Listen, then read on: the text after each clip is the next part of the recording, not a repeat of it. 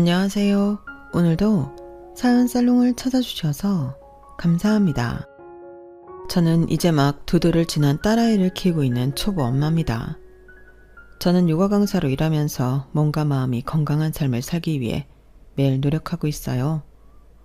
대부분의 사람들은 지금의 제 모습을 보고 제가 언제나 자기 관리를 철저하게 했을 거라고 생각하지만 사실 불과 몇 달 전만 해도 저는 너무나 충격적인 사건을 겪은 나머지 신경이 쇠약할 정도로 힘든 시간을 보냈었어요.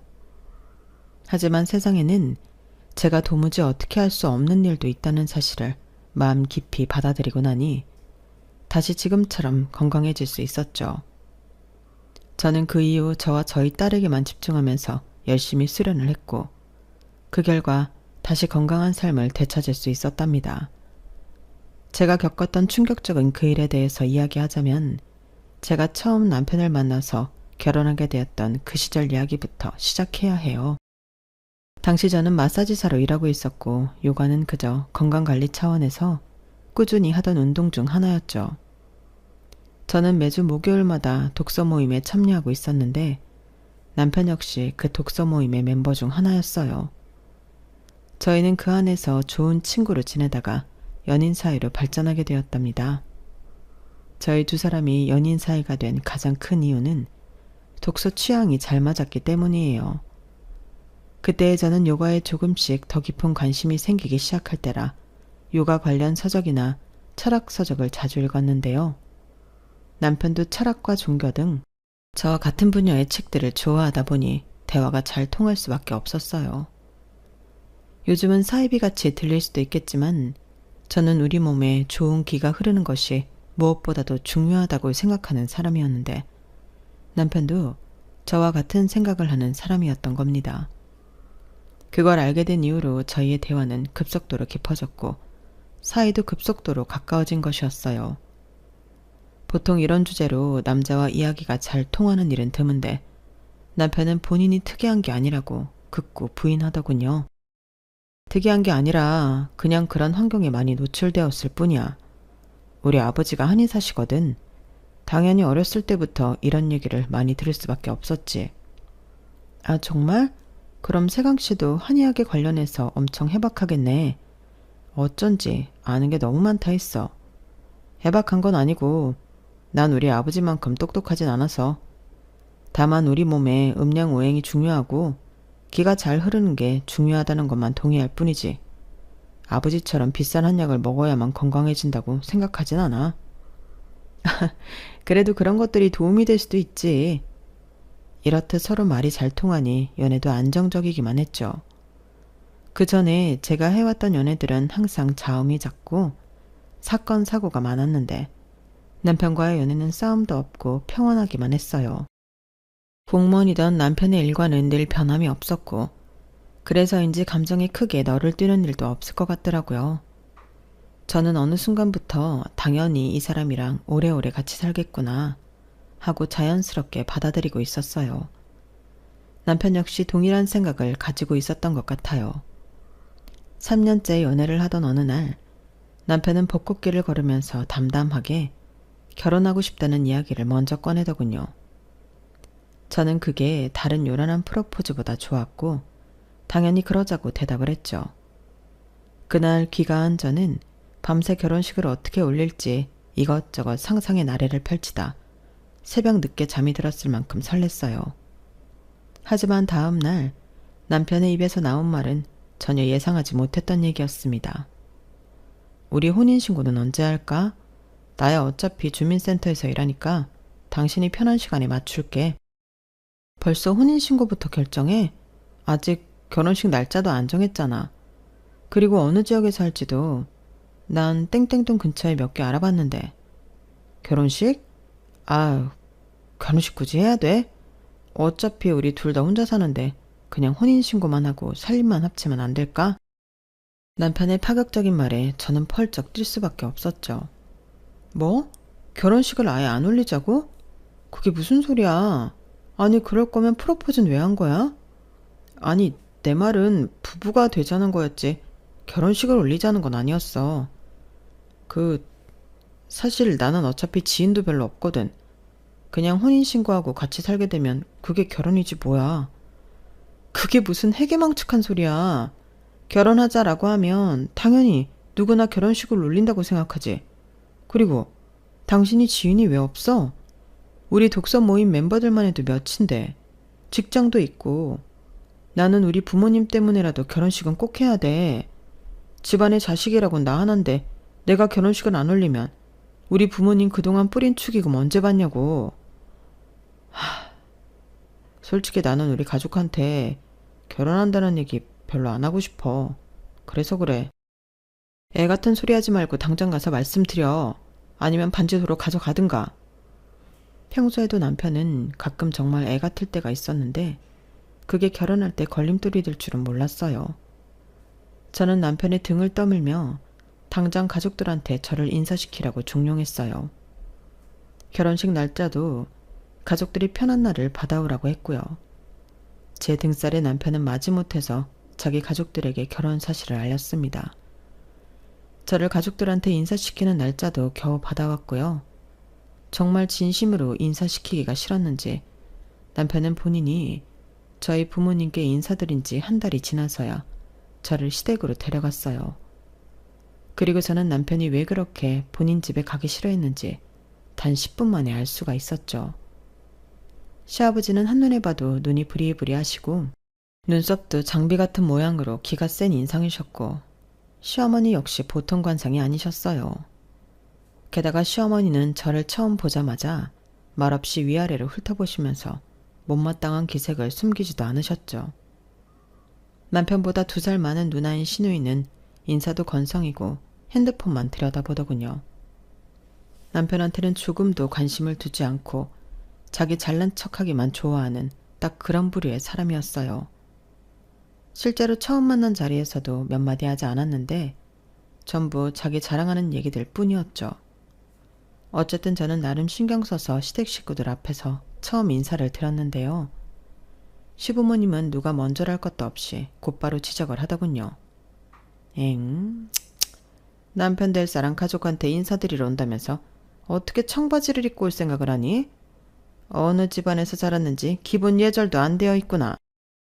그 마사지인가 뭔가 한다잖아. 배움이 길 턱이 없지. 대학이나 나왔나 모르겠구나. 엄마 아버지, 어떻게 첫 마디부터 그런 말들을 할 수가 있어요? 이래서 제가 부모님께 이 사람 인사도 안 시키고 싶었던 거예요. 제가 싫다고 했는데 이 사람이 그래도 인사드리고 싶다고 해서 자리 만든 거라고요. 말씀 좀 가려하세요. 초면에 청바지를 입고 와서 죄송합니다. 그런데 저 대학은 나왔어요. 그리고 네, 마사지사로 일하고 있고요. 저희 가게에 VIP 고객들 많이 오세요. 어머님 아버님도 시간 나실 때 마사지 받으러 오세요.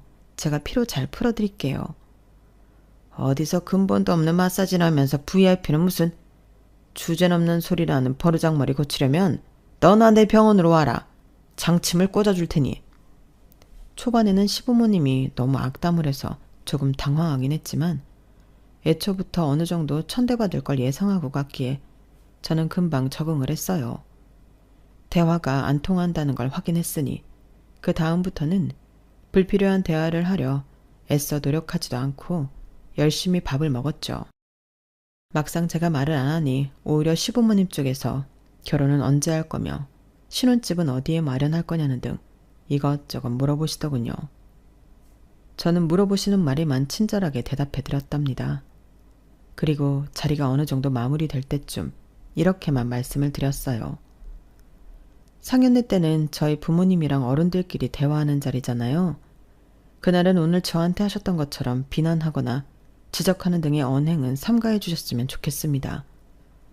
저나 저희 부모님이 못마땅하신 거 저 존중해요. 그렇지만 저희 부모님한테 공격적인 말씀은 삼가주세요. 저 되바라진 것을 봤나? 어디서 어른한테 눈 똑바로 뜨고 이래라 저래라야? 이 사람 말대로 안 할 거면 저희 결혼식에 오지 마세요. 그럼 아버지는 어차피 오셔도 할 일 없으시고 엄마 대신 화촉 점화해줄 사람도 얼마든지 구할 수 있어요. 두 분 없어도 결혼식 잘만 굴러가니까 장인어른 장모님 앞에서 말씀 가려서 안 하실 거면 그냥 오지 마세요. 남편의 단호한 말에 시부모님은 혀를 끌끌 차시면서도 더 이상 아무 말도 하지 않으셨어요.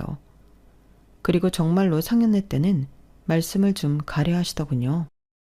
그럼에도 싫은 티를 완전히 지울 수는 없었는지 그저 뚱하게 있다 가셨고, 당연히 저희 부모님은 저희에게 물어보실 수밖에 없었죠. 사돈내외가 영 불편해 보이시던데 괜찮은 거 맞니? 영 이 결혼 마음에 안 들어하는 것 같아. 사실 저희 집이 그다지 화목하지 못해서 그렇습니다. 심려를 끼쳐드려 죄송해요. 하지만 저는 가족들과 거리를 두고 산 지 이미 오래고 결혼하고 나서도 교류할 생각이 없습니다. 신혼집도 일부러 저희 본가와는 먼 곳에 구했고요. 걱정하실 일 없게 하겠습니다, 장모님. 칼같이 시댁과 선을 긋는 남편의 말에 저희 부모님은 안심하고 돌아가셨어요. 과정은 불안했지만 다행히 저희는 무사히 행복한 결혼식을 올릴 수 있었어요. 그리고 남편이 호언장담했던 대로 신혼 때는 정말 시댁과 교류가 거의 없었습니다. 심지어 명절조차도 그냥 지나갔어요. 저보다도 남편이 더 시댁에 가기 싫어하니 저는 더없이 편했고, 덕분에 결혼 초기엔 행복한 나날들만 마음껏 누릴 수가 있었답니다. 그렇게 행복한 생활을 이어가던 중 불행은 어느 날 갑자기 저희 삶에 끼어들었어요. 건강하시던 저희 부모님이 그만 큰 사고를 당하시고 만 거예요. 당시 걸핏하면 몸살이 나고 몸이 허약해지던 남편은 긴 휴가를 냈고, 저희는 푹 쉬면 나아질 거라고 생각해 휴양림에서 열흘 동안 머무를 예정이었는데요. 이틀째 되던 날, 저희 부모님 집에 큰 화재가 났다는 소식을 듣고 급하게 짐을 챙겨 서울로 향했어요. 하지만 치솟는 불길에 가스관이 폭발하면서 아직 구조되지 못하고 집 안에 계시던 부모님이 돌아가시고 말았죠. 서울로 막 진입하던 때에 그 소식을 들었어요. 집 방향으로 향하던 차를 다시 병원으로 돌리면서 얼마나 울었는지 모릅니다. 한날 한시에 부모님 두 분을 전부 열 줄은 상상도 못했으니까요. 화재가 발생한 건 에어컨 실내기가 과열된 게 원인이었다고 하더군요. 저희 부모님 댁 에어컨 실내기였고, 그 일로 저희는 형편이 많이 어려워질 수밖에 없었어요. 법적으로는 부모님 유산으로 보험 및 손해보상금 처리를 전부 해드리고, 남은 빚은 상속 포기로 진행했기에 문제될 게 없었지만, 저희는 피해가 심한 세대에게 따로 또 보상금을 드렸어요. 저희 부부의 형편상 무리한 지출이었지만 조금이라도 더 노력하지 않으면 부모님 장례에서 마음껏 슬퍼할 수도 없을 것 같았거든요. 남편은 한동안 힘들어하는 절 오랫동안 위로해 주었어요. 그리고 겸직 신청을 해서 투잡을 뛰기 시작했습니다. 저도 자발적으로 오버타임 근무를 하며 돈을 더 벌었고요. 그러던 중 다니던 요가 학원에서 요가 강사 자격증 클래스를 오픈한다는 소식을 들었죠. 요가 학원을 오래 다니면서 요가 강사도 잘 나가는 사람들은 돈을 많이 번다는 이야기를 종종 들었던 저는 강사 자격증을 따볼까 고민했어요. 남편에게 이야기하니 남편은 적극적으로 응원해 주더군요. 당신 마사지 샵에서 회원관리 잘하잖아. 요가 강사도 똑같을걸? 당신 잘할 수 있을 거야. 한동안은 돈이 더 들어갈 텐데 우리 형편에 너무 무리하는 거 아닌가 몰라. 그 정도는 괜찮아. 내가 일을 더 하면 되지. 난 당신이 도전해봤으면 좋겠어. 고마워. 그럼 한번 해볼게. 남편의 응원에 힘입어 저는 일을 하면서 평일 저녁과 주말마다 강사 자격증을 준비했고 반년 만에 자격증을 딸 수 있었어요. 그동안 남편이 대부분의 살림을 하며 정말 많이 도와주었죠. 택배 일을 정말 하루도 쉬지 않고 했으니까요. 초보 강사가 된 저는 이제 저도 열심히 일해서 그동안 고생한 남편을 쉬게 해줄 수 있을 줄 알았어요. 그런데 제가 수업을 하나둘씩 시작할 때쯤 이해가 안 되는 일이 하나둘씩 생기기 시작하는 겁니다. 남편이 자꾸 밤에 잠을 잘 못 자고 시름시름 앓더군요. 원래 정말 건강한 사람이었는데 결혼한 이후에 한 번씩 크게 아프더니 점점 그 빈도가 잦아지는 듯 했죠. 특히나 이 시기에는 건강이 영 좋아질 기미도 보이지 않고 계속 아팠다 덜 아팠다만 반복하고 있었어요. 당연히 저는 남편을 데리고 병원 이곳저곳 다녀보았죠. 하지만 검사를 받아봐도 딱히 큰 이상은 발견되지 않는 듯 했어요. 여보, 저번에 다녀온 땡땡병원 있잖아. 땡땡병원이 거기보다 분당에 있는 곳이 더 괜찮대. 거기가 통증의학과 선생님이 더 좋으시다네? 다음 주에 거길 가보자. 아니야, 됐어. 이제 병원은 그만 가고 싶어. 병원비가 뭐 땅 파서 나오는 것도 아니고. 그냥 내가 그동안 통 쉬질 못해서서 피곤한 것 같아. 큰 병이 있다면 벌써 의사들이 밝혀냈겠지. 당신이 그냥 피곤하기만 한 게 아니잖아. 잘 때 계속 끙끙 앓으니까 그렇지. 안 그래도 택배일을 다음 달까지만 하려고 이미 얘기는 해놨어. 거기도 새로운 사람 구할 시간이 있어야 하니까 다음 달까지만 하고 그 이후에는 좀 쉬어볼게. 그럼 괜찮아질 거야. 뾰족한 수가 나오지 않자 남편은 더 이상 병원에 가지 않겠다고 했어요. 대신 겸직으로 일하던 택배 일을 줄이겠다고 했죠. 저는 그래도 병원에 가는 걸 포기할 수 없어 몇 번이나 더 남편을 설득해보려고 했지만 남편은 완강하게 싫다고 하더군요. 그래서 남편이 택배 일을 그만두기까지만 손꼽아 기다렸죠. 그 사이 남편은 자기가 자면서 끙끙 앓는 게 신경이 쓰였는지 아예 저랑 따로 자겠다며 옷방에 이부자리를 깔고 잤어요. 제가 가뜩이나 몸이 안 좋으니 당신이 침대에서 자라고 해도 말을 안 들으면서요. 결국 저는 어쩔 수 없이 남편을 예의주시만 하며 내버려 두고 있었는데요. 애써 큰일이 아닐 거라고 마음을 다독이며 하루하루를 보내던 어느 날 남편에게서 믿기지 않는 소식이 들려온 거예요. 남편은 저희가 살던 지역만 택배 배달을 했기 때문에 트럭이 아닌 9인승 차를 타고 짐을 나르곤 했어요. 뒤에 공간을 전부 짐칸으로 쓴 거죠. 그런데 남편이 골목길에서 좌회전을 꺾는데 뒤에 실었던 짐들이 전부 쏟아졌다는 겁니다. 트렁크 문이 열려서 말이죠. 남편은 그날따라 짐이 많아 본인이 트렁크 문을 끝까지 닫지 못했던 것 같다며 자책을 했지만 저는 그럼에도 이 사고가 이해가 되질 않았습니다. 트렁크 문이 설령 열렸다고 해도 골목길에서 좌회전을 해봤자 얼마나 세게 했다고 짐이 전부 길거리로 쏟아지나요? 조금 경사가 진 골목이쯤이야 했지만 그래도요. CCTV를 봐도 이해가 안 가더라고요. 하지만 제가 이해가 가던 말던 어쨌든 망가진 물건들은 저희가 배상을 해줘야만 했습니다. 작은 사이즈의 택배가 아예 분실된 것도 있었거든요. 게다가 골목길에 주차되어 있던 차량들까지 날아오는 짐들에 맞아서 피해 보상 청구를 해왔고요. 이제 좀 금전적으로 안정이 되나 했더니 또 엄청난 지출이 생기고 만 것이었죠. 하지만 그래도 이때까지는 자책하는 남편을 위로해 줄 수 있었어요. 마침 또 제가 요가 강사로 일을 시작했으니 당연히 둘이 함께 일을 하면 빨리 마이너스를 메울 수 있을 거라고 생각했죠. 큰 불행이 찾아온 중 아이러니하게도 그 사고가 터지고 며칠도 되지 않아서 저에게 놀라운 일이 생겼는데요. 바로 아이를 가졌다는 거였습니다. 사실 결혼한 지 몇 년이 되어도 아이 소식이 없어 초조함이 생기던 차였는데 갑자기 임신을 해서 저는 일단 기뻤어요. 그리고 그날 바로 남편에게 이 소식을 알려주었죠. 그런데 남편은 오히려 심각한 표정을 짓더니 한 5초쯤 있다가 억지로 웃으며 기뻐하는 척을 하더군요. 당연히 저도 기분이 상할 수밖에 없었죠. 왜? 걱정돼? 괜찮아. 우리 애 잘 키울 수 있어. 아니야. 걱정하는 게 아니라 오늘 좀 피곤했어서 그래. 당연히 기쁘지. 혹시 아이 가지기 싫었던 건 아니지? 무슨 그런 말을 해. 당연히 아이는 늘 가지고 싶었지. 남편이 영혼이 하나도 없는 말투로 기쁜 척을 하는 모습에 저는 됐다며 그냥 안방으로 들어와서 잠들어 버렸어요. 물론 저도 저희의 형편상 애를 잘 키울 수 있을까 하는 걱정이 생기긴 했지만 그래도 애써 긍정적으로 생각하고 있었는데 남편의 반응에 제대로 마음이 상하더군요. 그렇게 안 좋은 마음으로 겨우 잠이 들었는데 한 2시간쯤 지났으려나요?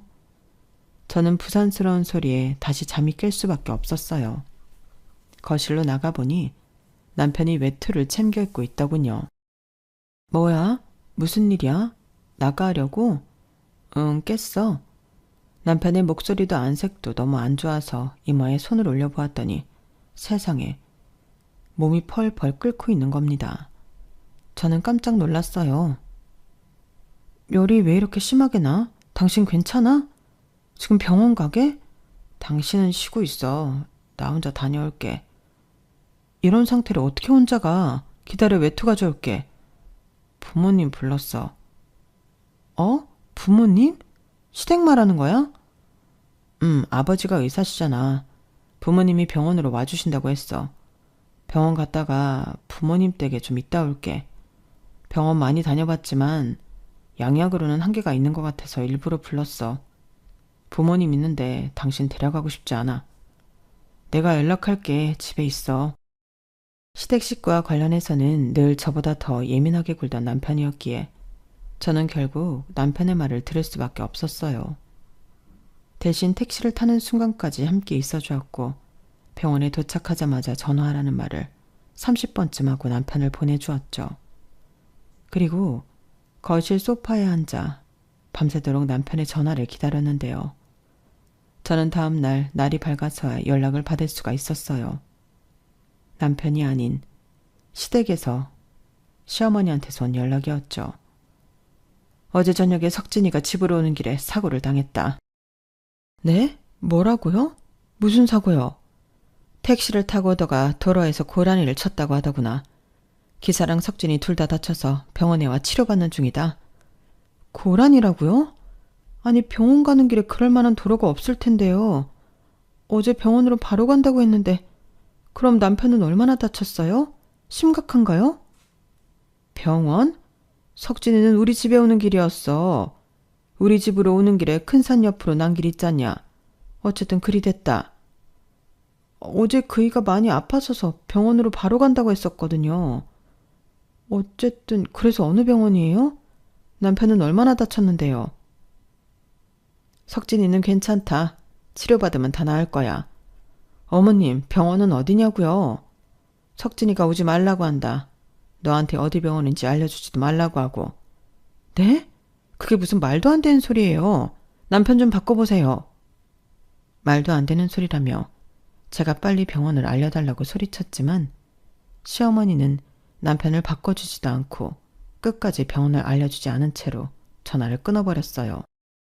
그 뒤로 수십 통의 전화와 문자를 했지만 시어머니는 침묵을 일관하더군요. 남편에게서는 아무런 소식도 없고 급기야 남편의 핸드폰이 아예 꺼진 것 같더군요. 시댁에서 작정하고 저한테 아무것도 알려주지 않으니 저는 아무것도 할 수가 없었어요. 남편이 그날 저녁에 타고 갔던 택시조차도 남편이 부른 거였기 때문에 택시 기사에 대한 정보도 알 수가 없었죠.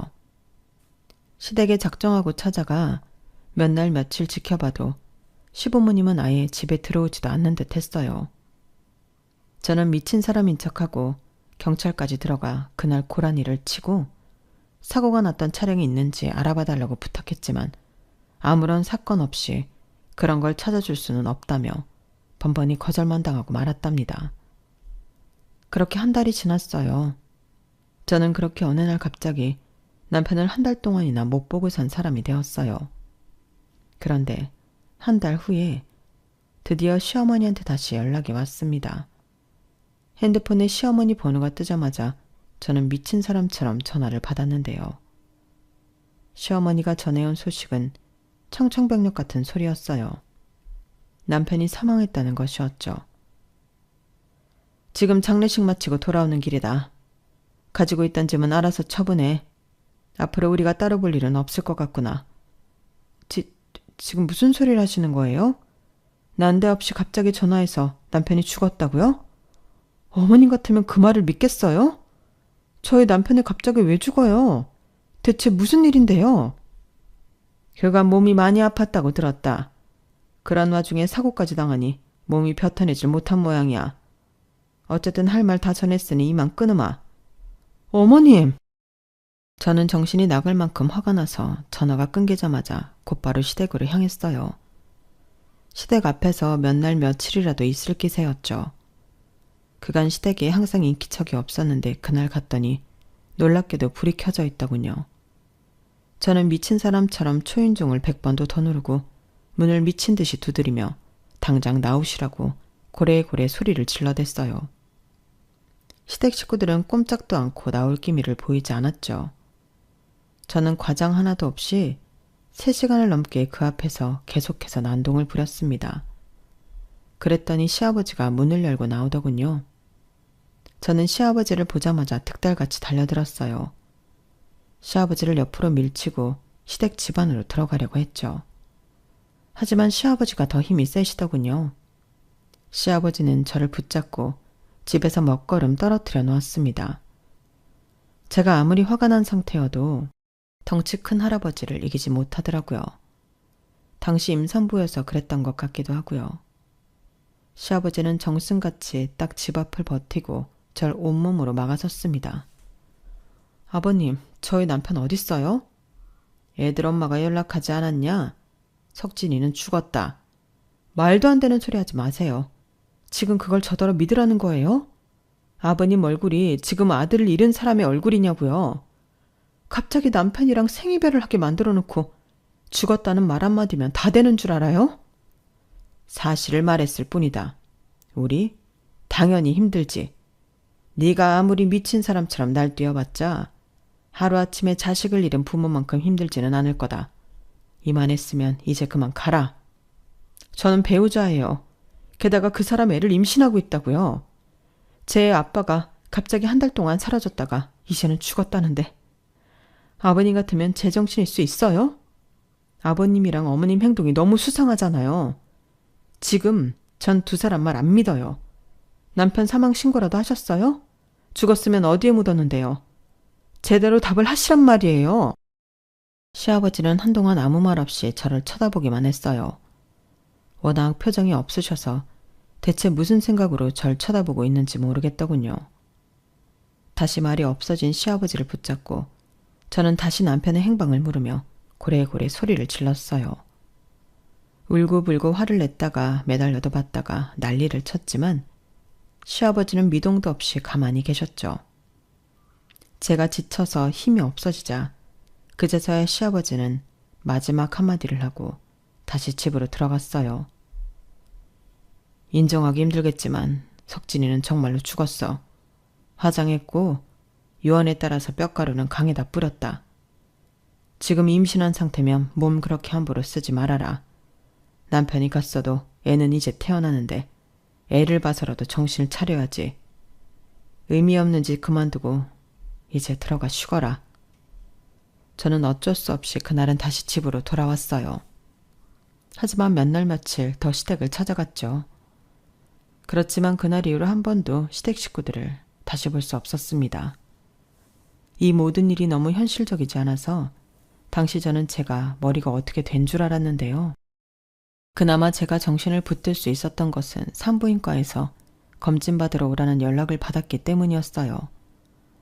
그 연락을 받고 시아버지 말대로 임산부인데 너무 제 자신을 돌보지 못했다는 것을 퍼뜩 깨달은 것이었죠. 당장은 남편을 찾으려고 동분서주하며 뛰어다니는 것보다 아이를 건강하게 잘 낳아야 하는 게 더 중요한 일이었습니다. 그걸 위해선 몸 관리도 잘하고 돈도 예전처럼 다시 잘 벌어야 했죠. 그래야 출산 전후로 일을 쉬더라도 금전적으로 버틸 수 있을 테니까요. 저는 아이를 생각하면서 억지로 정신을 차려 다시 제대로 된 생활을 하기 시작했어요. 그러면서도 틈틈이 경찰서나 그 근처 병원 등을 찾아가 남편 이름으로 들어온 환자가 없었는지 물어보고 다녔죠. 혹은 그 이름으로 사망 접수나 사망 신고가 되어 있는지도 물어보았어요. 그런데 그 어떤 병원에서도 남편을 치료했다는 얘기를 듣지 못했고 경찰에서조차 계속 사망 신고가 안 되어 있다고만 하고 발벗고 나서서 남편을 찾아주진 않더라고요. 그뿐만 아니라 경찰서에서는 자꾸만 찾아오는 저에게 원래 집 나간 배우자는 경찰에서 찾아줄 수 없는 거라며 정신 차리라는 얘기를 했어요. 저더러 심리 상담이라도 받으라고 하더군요.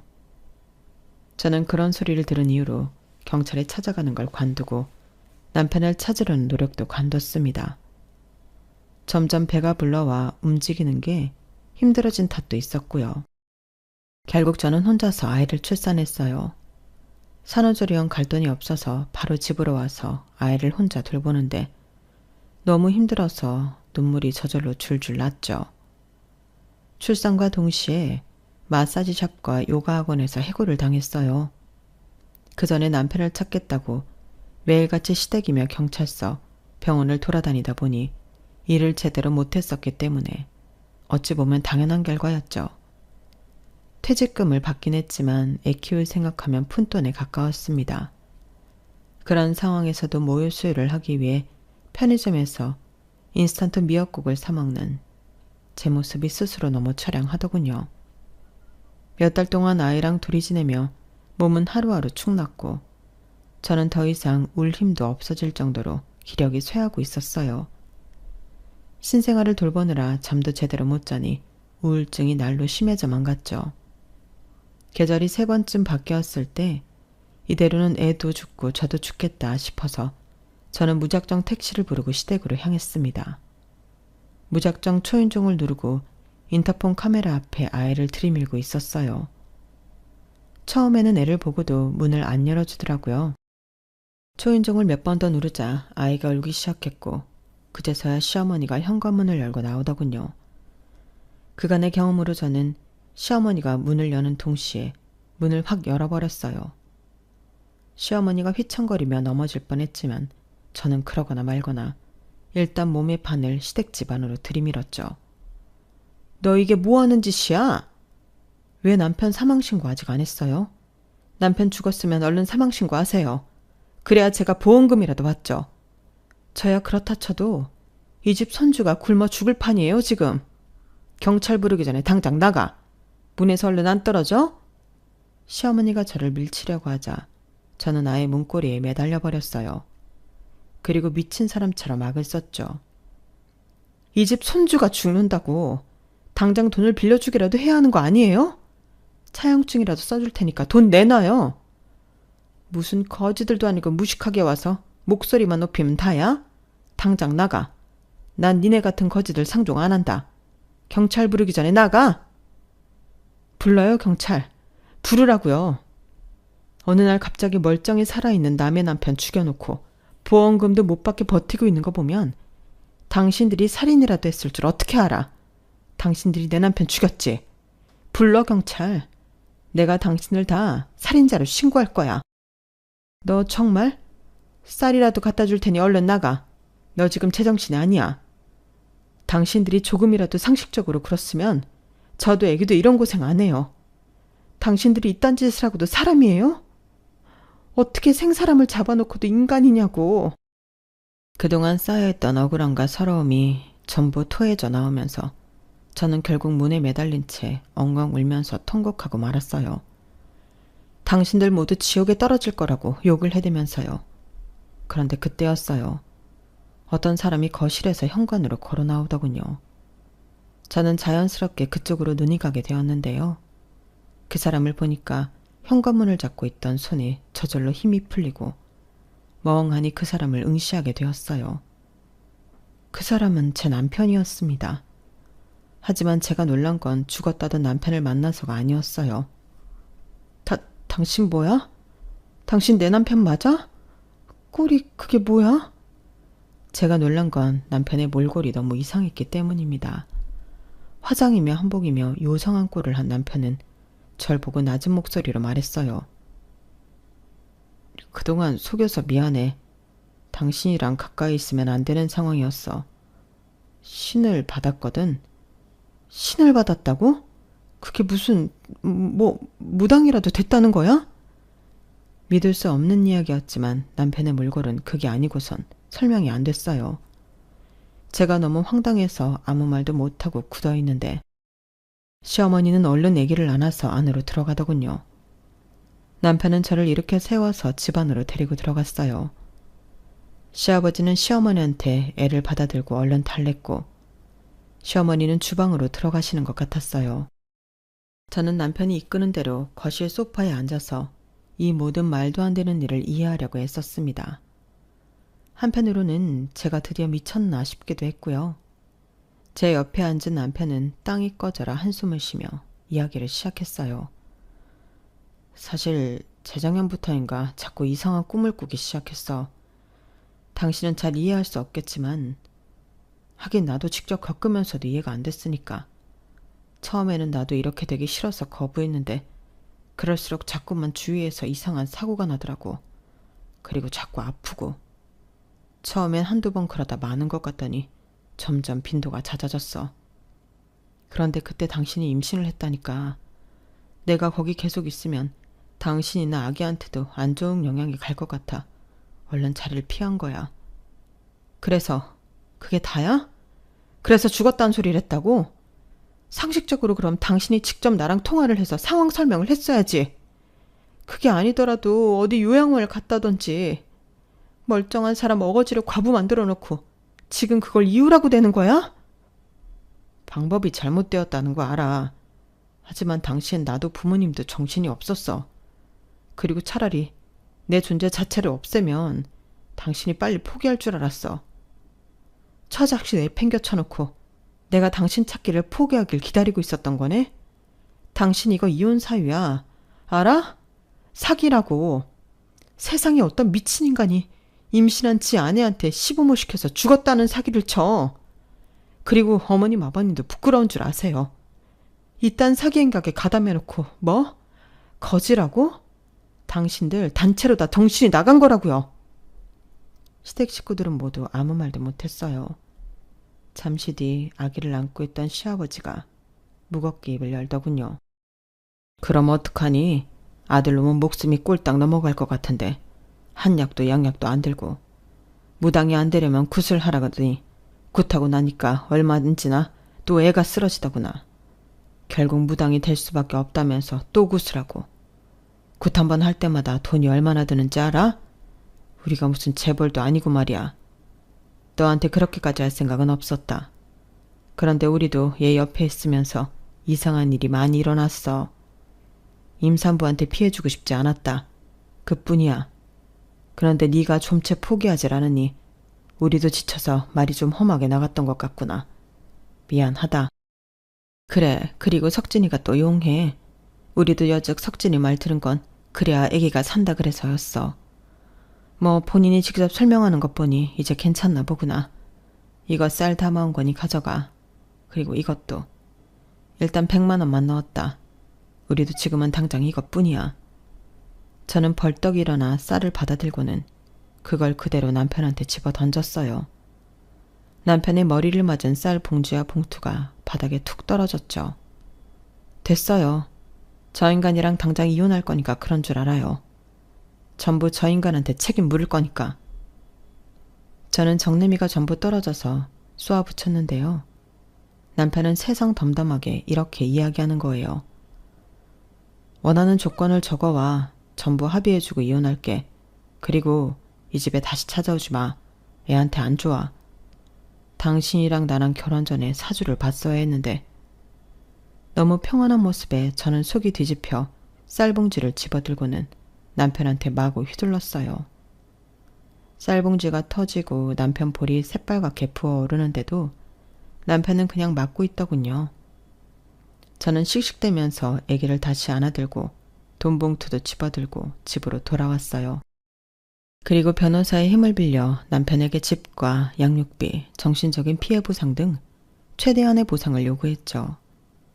남편은 그 변호사 상담 비용까지 내주었고 모든 내용을 전부 합의해 주더군요. 저희는 그렇게 이혼했어요. 알아보니 무당은 처음 몇 년 동안 돈을 정말 잘 번다고 하더라고요. 그때가 신기가 가장 세다나요? 어쨌든 그래서인지 남편은 지금까지 양육비도 상당히 많이 보내주었어요.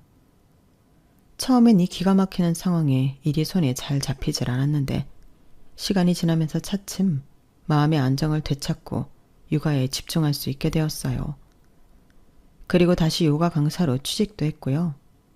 그동안 제 자신도 아이도 너무 방치해 놓았기에 저는 더더욱 육아와 제 건강을 챙기는 일에 엄청난 집중을 해야 했답니다. 생활이 안정궤도에 들어서니 전 남편의 입장도 얄궂다는 생각이 들긴 하더라고요. 하지만 저한테 말도 안 되는 사기를 쳤던 건 지금까지도 용서가 안 되는 부분이네요. 제가 겪었던 기가 막힌 이야기는 이렇게 끝이 난답니다. 전부 털어놓고 나니 속이 시원하네요. 앞으로 싱글맘으로 아이를 키워야 하는 저에게 응원 한마디씩 부탁드릴게요. 저는 앞으로는 무슨 일이 있어도 저와 아이를 최우선으로 두고 살아갈 거예요. 제 이야기를 들어주셔서 감사합니다. 여러분들의 삶에도 항상 행운과 복이 가득하길 바랍니다. 여러분, 사연 댓글에 응원과 현명한 조언 부탁드려요. 좋아요와 구독은 저에게 큰 힘이 됩니다. 오늘도 좋은 일 가득하세요.